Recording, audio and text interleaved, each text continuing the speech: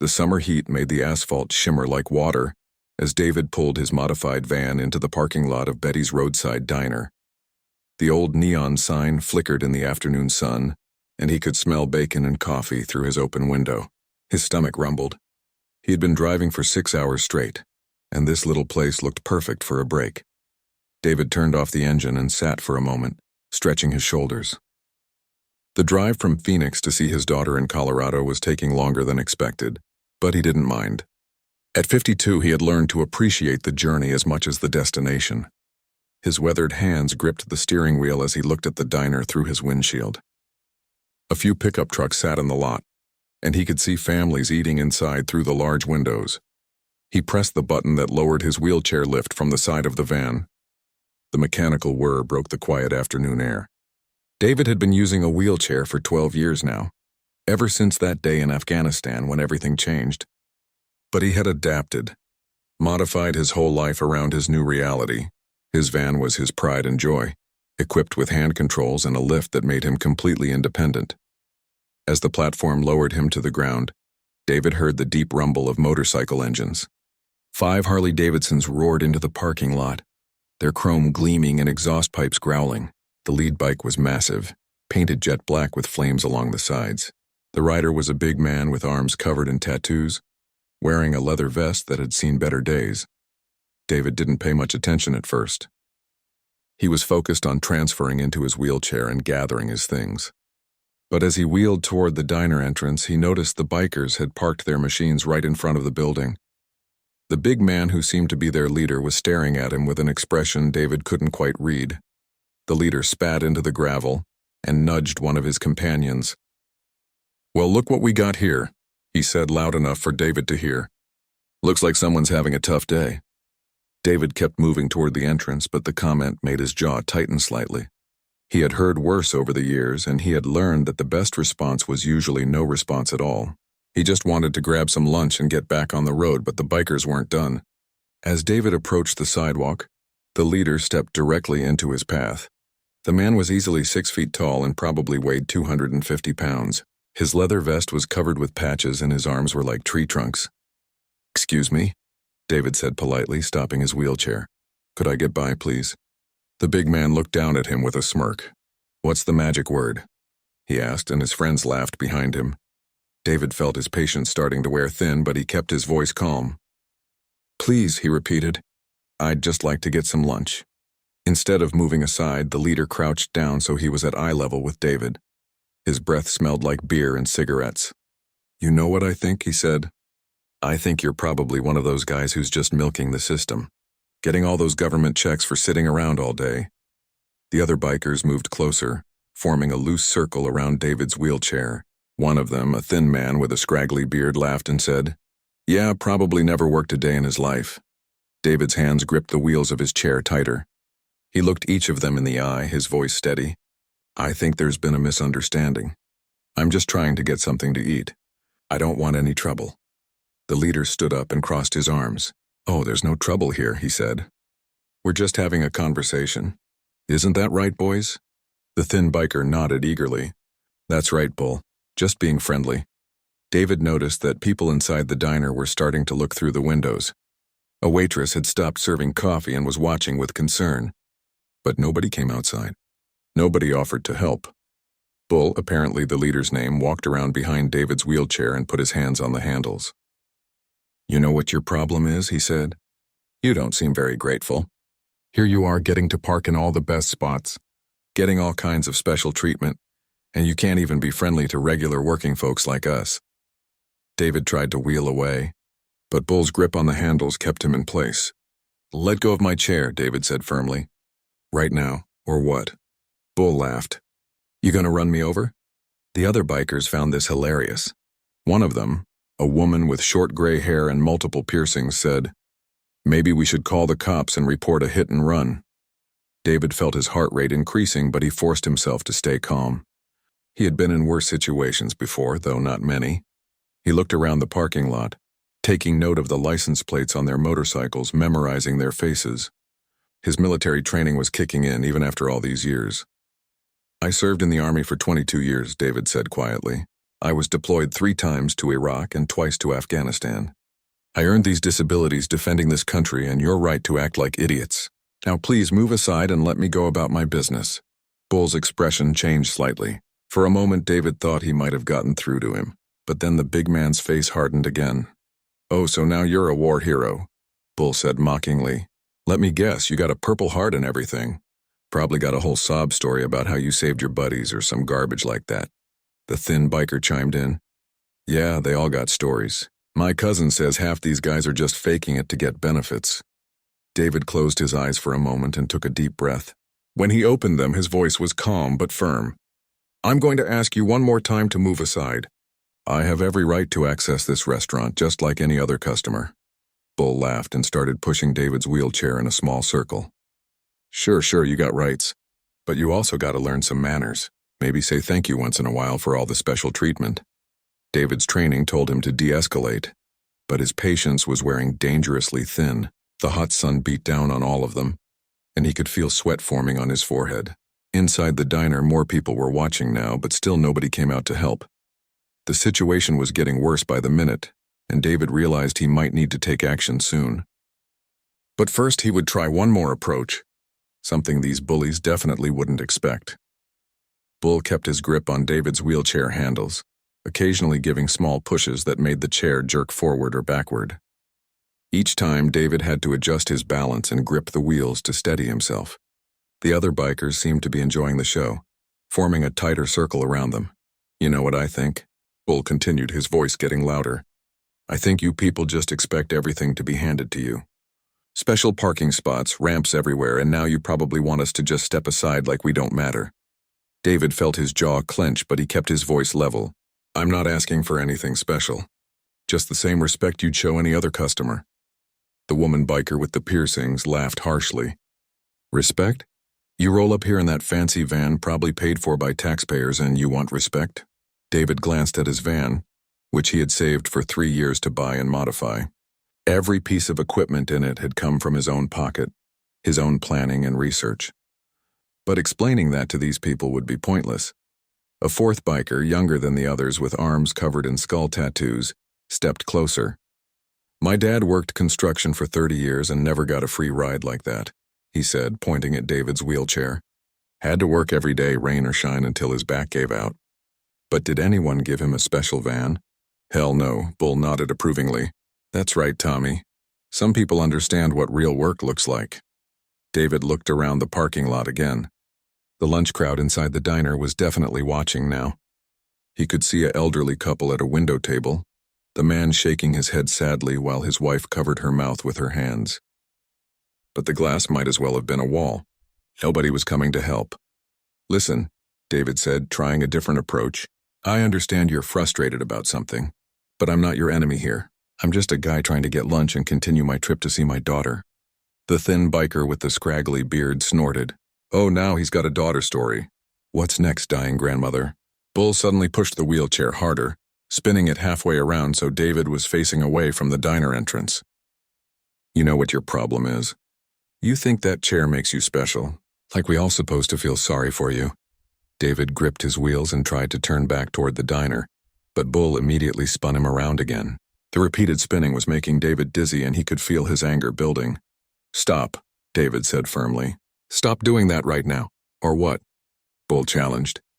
"You gonna fight me? You gonna stand up and make me stop?" The cruel laughter from the other bikers made David's stomach turn. He had faced enemy fire, roadside bombs, and situations where death was a real possibility. But there was something particularly degrading about being bullied in broad daylight while people watched and did nothing. "Tommy?" The young biker walked over and flicked one of the small American flag decals on David's wheelchair. "Bet you put these on there thinking it makes you look patriotic," he said.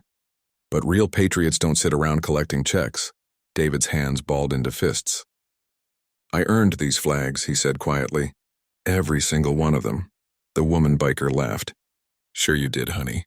I bet you got a whole collection of medals too, right? Probably bought them at a surplus store." Bull leaned down close to David's ear.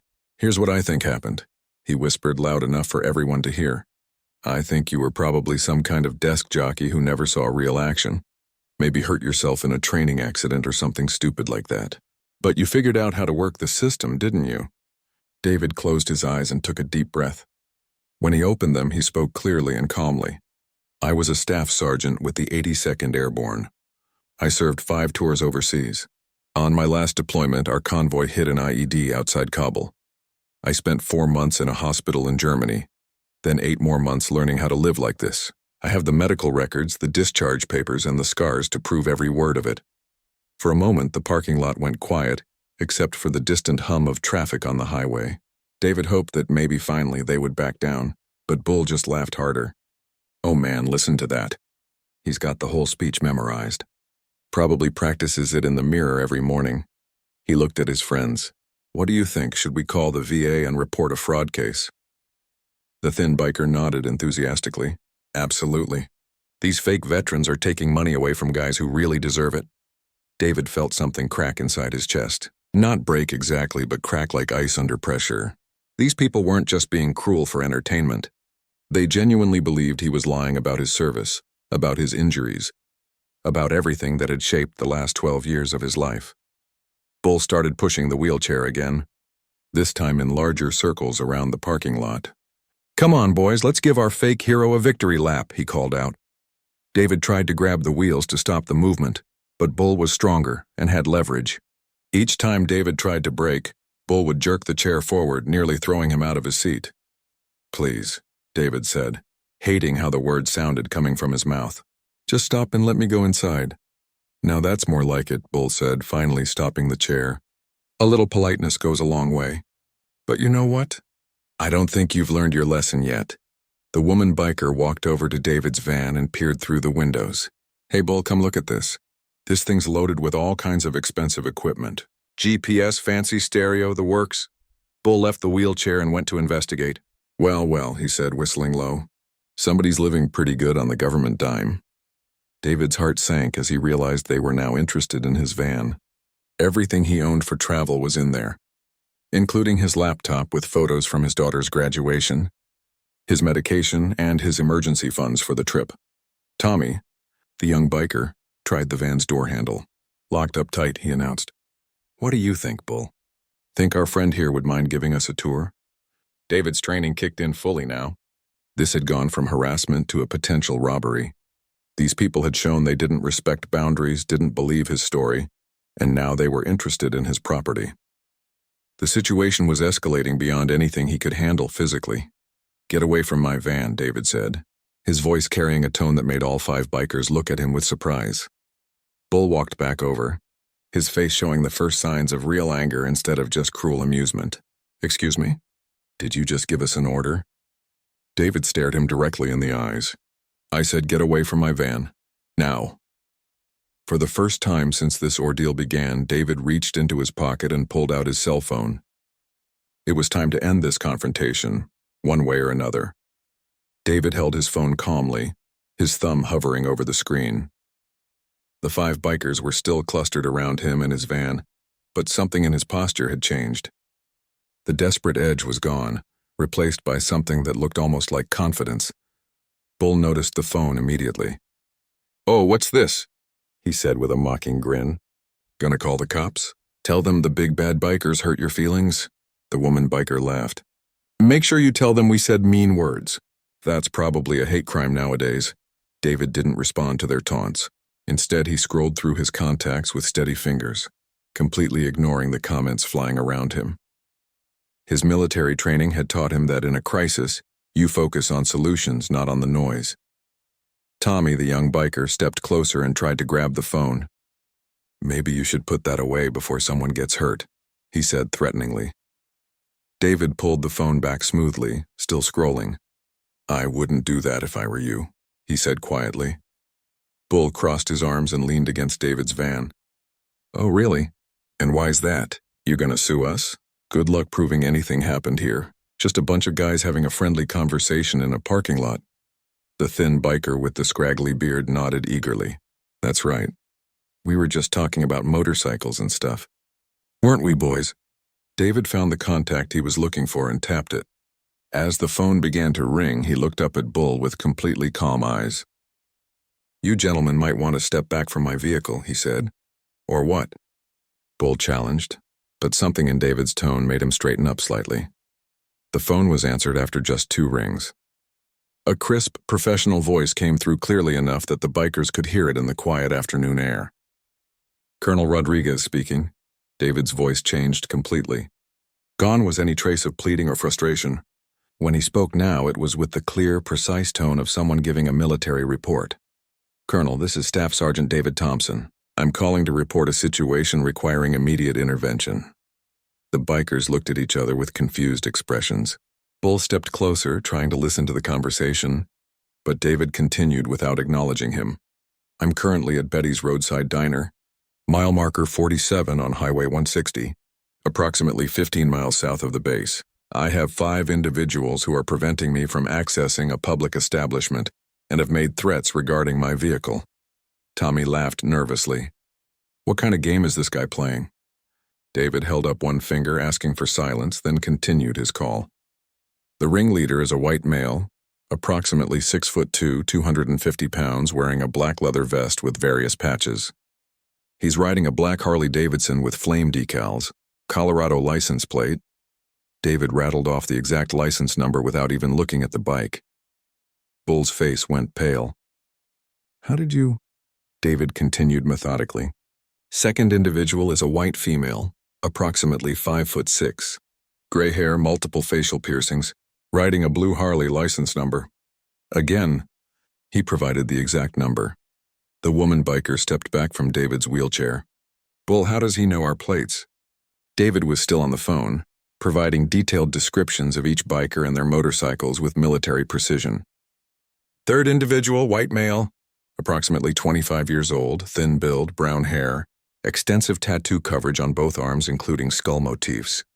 The thin biker started looking around nervously. "This is getting weird, man. Maybe we should just go." But David wasn't finished. He gave the person on the phone the exact time the incident started, a description of the diner's layout, and even noted the positions of potential witnesses inside the building. "Colonel," David continued, "I need you to understand that I've attempted de-escalation multiple times. These individuals have physically restrained me, made threats about my service record, and are now showing interest in my personal vehicle." "I'm requesting immediate assistance," Bull tried to interrupt. "Now hold on, we weren't really gonna—" David held up his hand again and kept talking. "Sir, I'm approximately 12 minutes out from the main gate if you take the back road through Johnson's Creek. The parking lot provides multiple approach routes and clear sight lines from the highway." The colonel's voice came through clearly. "Copy that, Sergeant. Units are rolling now. ETA 6 minutes. Do you require medical attention?" "Negative on medical, sir, but I recommend a full response. These individuals have demonstrated escalating behavior and may become hostile when law enforcement arrives." Tommy looked at his friends with wide eyes. "Guys, I think this dude might actually be for real." The thin biker was already backing toward his motorcycle. "Bull, man, maybe we should just apologize and get out of here." But Bull was stubborn. "No way, this is all some kind of act. There's no colonel, no units rolling, nothing. He's just trying to scare us." David ended his call and calmly put the phone back in his pocket. Then he looked at each of the bikers in turn, his eyes steady and completely calm. "Gentlemen," he said quietly, "I gave you multiple opportunities to walk away from this situation." I asked politely. "I tried to reason with you. I even told you about my service record, hoping you might show some basic human decency." The woman biker was now standing next to her motorcycle, her hand on the key. "Bull, I really think we should go. Now." David continued, his voice never rising above a conversational tone. "But you chose to escalate. You chose to mock my service, question my integrity, and threaten my property. So now we're going to do this the official way." In the distance, barely audible at first, came the sound of vehicles approaching fast. Not the rumble of more motorcycles, but the distinctive whine-a-whine. Engines being pushed hard. Bull's head snapped toward the highway. "That could be anybody," he said, but his voice had lost its confident edge. David checked his watch. 4 minutes 30 seconds. The colonel runs a tight unit. The sound was getting louder now and definitely coming their way. Tommy was already on his bike, his engine started. "Bull, come on, man. This isn't worth it." The thin biker was also mounting his motorcycle. "I'm out of here." This guy's connected to something we don't want to mess with. But Bull stood his ground even as sweat appeared on his forehead. It's a bluff, he said. Has to be. David just sat calmly in his wheelchair, his hands folded in his lap. You'll find out in about 2 minutes, he said. The approaching vehicles were close enough now that they could hear there were multiple engines, and they were definitely slowing down for the diner exit. The bikers who were still standing began looking at each other with growing alarm. Bull, the woman said urgently, we need to go. Right now. But it was already too late. 3 vehicles were turning into the parking lot, and David was smiling for the first time since this whole thing started. 3 black SUVs pulled into the parking lot in perfect formation, their tires crunching on the gravel as they came to a stop. The vehicles were unmarked but had the unmistakable presence of official business. Before the engines were even turned off, doors began opening. Bull stood frozen next to David's van, his mouth slightly open as 6 people in military uniforms emerged from the vehicles. They moved with the coordinated precision of a unit that had worked together for years, immediately assessing the situation and taking positions around the parking lot. From the lead SUV, a tall man in his 50s stepped out. His uniform was crisp despite the heat, and the silver eagles on his shoulders caught the sunlight. Colonel Rodriguez walked directly toward David, his eyes taking in every detail of the scene. Sergeant Thompson, the colonel said, extending his hand. Are you injured? David shook the colonel's hand firmly. No, sir, just detained against my will and threatened. These 5 individuals blocked my access to the restaurant and have been harassing me for the past 20 minutes. Bull finally found his voice. Now wait just a minute. We weren't doing anything illegal. This is a public parking lot and we have every right to be here. Colonel Rodriguez turned to look at Bull for the first time, and his expression was ice cold. And you are? My name's Rick Sullivan, Bull stammered, suddenly looking much smaller than he had minutes before. Well, Mr. Sullivan, the colonel said, I'm going to need you and your friends to step away from Sergeant Thompson's vehicle and stand over by your motorcycles while we sort this out. The woman biker was already by her bike, her hands visible and her posture submissive. Colonel, sir, I think there's been a misunderstanding. We were just talking. One of the soldiers, a woman with sergeant's stripes, had been taking photos of the scene and the license plates. Another was interviewing the people who had come out of the diner, including the waitress who had been watching through the window. Colonel Rodriguez walked around David's wheelchair, inspecting it for damage. Sergeant, tell me exactly what happened here. David's report was clear and factual. He explained how the bikers had blocked his path, grabbed his wheelchair handles, spun him around the parking lot, and made threats about his service record and his vehicle. As he spoke, Bull's face grew redder and redder. That's not how it happened, Bull protested. We were just having a conversation. Maybe it got a little heated, but nobody was hurt. The thin biker, who had been quiet since the SUVs arrived, suddenly spoke up. Actually, Bull, you did grab his wheelchair, and you were pushing him around pretty good. Bull whirled on his friend. Whose side are you on here? The side that doesn't want to go to jail, the thin man replied. Colonel Rodriguez looked at the group of bikers with obvious distaste. Let me explain something to you, gentlemen, he said. Sergeant Thompson served with distinction in 3 combat zones. He was wounded while leading a convoy rescue operation that saved 14 lives. He spent 18 months in military hospitals and rehabilitation, then worked for another 6 years training new recruits before his retirement. Tommy, the young biker, looked genuinely ashamed. We didn't know, sir. You didn't know because you didn't ask, the colonel replied sharply. You saw a man in a wheelchair and decided he was fair game for your entertainment. The sergeant who had been taking photos approached. Sir, I've got statements from 4 witnesses inside the diner. They all confirmed Sergeant Thompson's account. The security camera system also recorded the entire incident. David felt a wave of relief wash over him, not because he had doubted his own account, but because he knew how these situations could be twisted when it was one person's word against 5. Bull was looking desperate now. Look, maybe we got carried away, but it wasn't malicious. We're not bad people. You see a lot of guys faking disabilities these days, and we thought. You thought what? Colonel Rodriguez's voice was dangerously quiet. That you had the right to interrogate a veteran about his service? That you could physically restrain him because you decided he didn't look injured enough for your standards? The woman biker stepped forward. Sir, we're really sorry. If we had known he was a real veteran, he's a real veteran whether you knew it or not, the colonel cut her off. His service record isn't subject to your approval or verification. One of the other soldiers approached the colonel and whispered something in his ear. The colonel nodded and turned back to the bikers. Here's what's going to happen, he announced. You're all going to be cited for harassment and assault.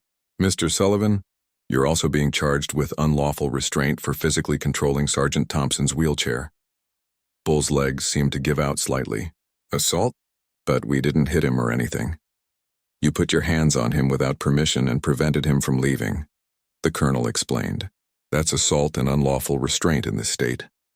The sergeant with the camera had been busy documenting everything, including close-up photos of each biker's face and their license plates. Now she was writing tickets with efficient speed. David watched the proceedings with a mixture of satisfaction and sadness. He was glad justice was being served, but he felt sorry for these people who had let their prejudices lead them into such trouble. Tommy, the youngest biker, approached David carefully. Sir, I want to apologize. What we did was wrong, and I'm ashamed of myself. I have an uncle who served in Vietnam, and if someone treated him like this... David looked at the young man for a long moment. Apology accepted, he said finally. But understand something. Every person you meet is fighting battles you know nothing about. Treat them with respect until they prove they don't deserve it, not the other way around. Tommy nodded vigorously. Yes, sir. I'll remember that. Bull, meanwhile, was getting more agitated as the reality of his situation sank in. This is ridiculous. We're going to lawyer up and fight these charges. This whole thing is blown way out of proportion. Colonel Rodriguez handed him a business card. You're welcome to do that, Mr. Sullivan. My contact information is right there if your lawyer wants to discuss the 18 witnesses, the security footage, and the detailed statements we've collected. The colonel turned to David. Sergeant, do you need medical attention or assistance with your vehicle? David shook his head. No, sir, I'm fine. I just want to get some lunch and continue my trip to see my daughter. Of course, the colonel smiled for the first time. But before you go, there's someone here who wants to see you. David looked puzzled as the colonel gestured toward the third SUV. The rear door opened, and out stepped a woman in military uniform with captain's bars on her shoulders. She was tall, confident, and had David's same determined eyes. David's face lit up with complete shock and joy. Rebecca, Captain Rebecca Thompson, walked toward her father with tears in her eyes, and the biggest smile anyone in that parking lot had ever seen. Rebecca reached her father and immediately knelt down to hug him tightly. Dad, are you okay? When Colonel Rodriguez called and told me what was happening, I thought my heart was going to stop. David held his daughter close, unable to speak for a moment. When he finally found his voice, it was thick with emotion. What are you doing here? I thought you were still stationed in Colorado Springs. I am, Rebecca said, pulling back to look at him. But we were conducting training exercises just 10 miles from here when the colonel got your call. The minute I heard your name, I jumped in the vehicle. Bull and his friends watched this reunion with growing horror as they realized exactly who they had been messing with. Not only was David a decorated veteran, but his daughter was an Army captain who had just arrived with a full military response team. Colonel Rodriguez was finishing up with the citations, handing them to each biker personally. These tickets require you to appear in court within 30 days. If you fail to appear, warrants will be issued for your arrest. The woman biker took her ticket with shaking hands. Sir, will this affect our jobs? That depends on what your jobs are and what your employers think about harassment charges, the colonel replied matter-of-factly. Tommy looked at his citation with despair. My mom is going to kill me. She raised me better than this, David overheard and wheeled closer to the young man. Son, mistakes don't define you. What you do after you make them does. Learn from this, treat people better, and make your mom proud going forward. Tommy nodded, tears forming in his eyes. Thank you, sir. I promise I will. Bull, on the other hand, was still defiant even as he took his citation.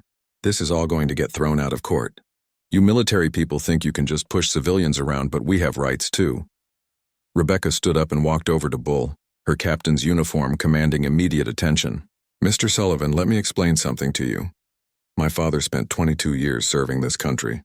He's been shot at, bombed, and nearly killed more times than I can count. He came home broken in body but not in spirit, and he's spent every day since then living with dignity and honor. Bull tried to interrupt, But Rebecca continued, "You, on the other hand, spent your afternoon bullying a disabled veteran in a parking lot because you thought it would be fun. So please don't lecture anyone about rights and honor." The thin biker elbowed Bull hard in the ribs. "Shut up, Bull. Just shut up and let's get out of here before you make this worse." One of the soldiers had been coordinating with local law enforcement, and now a state police cruiser pulled into the parking lot. The officer who got out was a woman in her 40s who immediately approached Colonel Rodriguez. "Colonel, I'm Sergeant Martinez with the state police. I understand we have some harassment charges to document." "That's correct," the colonel replied. "We have multiple witnesses, video evidence, and detailed statements.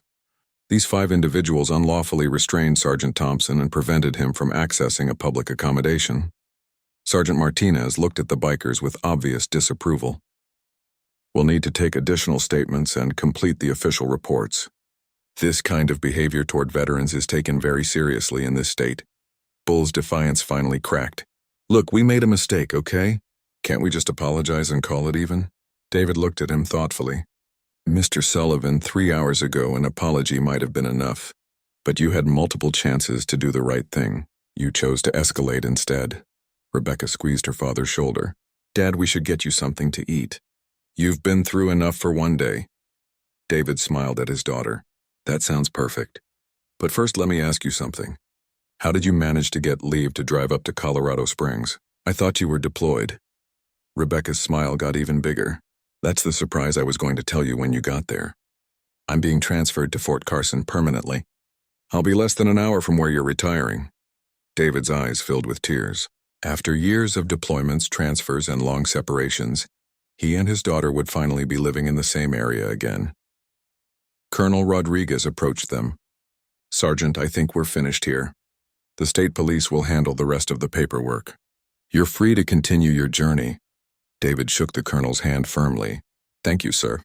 I can't tell you how much I appreciate what you did here today." "Anytime, Sergeant.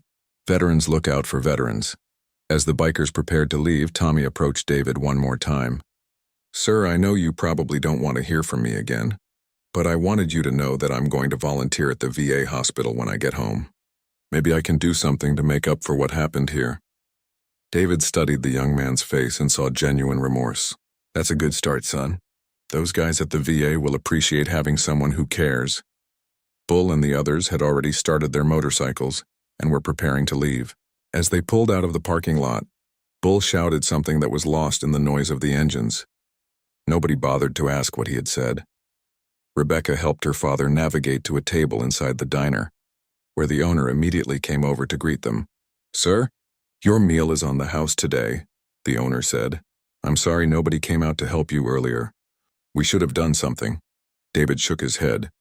"You called it in to someone, didn't you?" "That's how the authorities knew to check the security cameras." The owner nodded. "My wife called 911 as soon as those bikers started getting aggressive. We were scared they might hurt you if we interfered directly." "You did exactly the right thing," Rebecca assured him. "Sometimes the best help is professional help." As they ate lunch together, David and Rebecca talked about her new assignment, his retirement plans, and how they would finally be able to spend holidays together again. The ordeal in the parking lot already felt like something from the distant past. "Dad," Rebecca said over coffee, "I have to ask, how did you stay so calm out there? If someone had been treating me like that, I would have lost my temper completely." David smiled at his daughter. 22 years in the Army teaches you that losing your temper rarely improves a situation. Besides, I knew that sooner or later, the truth would come out. It always does." As they finished their meal and prepared to continue their respective journeys, Rebecca hugged her father one more time. "I'm so proud of you, Dad, not just for your service, but for how you handled yourself today. You showed those people what real strength and dignity look like." David hugged her back. "I'm proud of you too, sweetheart. And I'm proud that in a few weeks we'll be neighbors again." As David pulled out of the parking lot in his van, following Rebecca's military convoy toward the highway, he reflected on the day's events. It had started as a simple lunch stop and turned into a reminder that prejudice and kindness can both appear in the most unexpected places. But it had also reminded him of something else. He wasn't just a disabled veteran trying to make his way in the world. He was part of a family, part of a community, part of something larger than himself. And sometimes, when the world seemed determined to bring you down, That community would show up in full force to lift you back up. The road to Colorado stretched out ahead of him, and for the first time in years, David felt like he was heading home.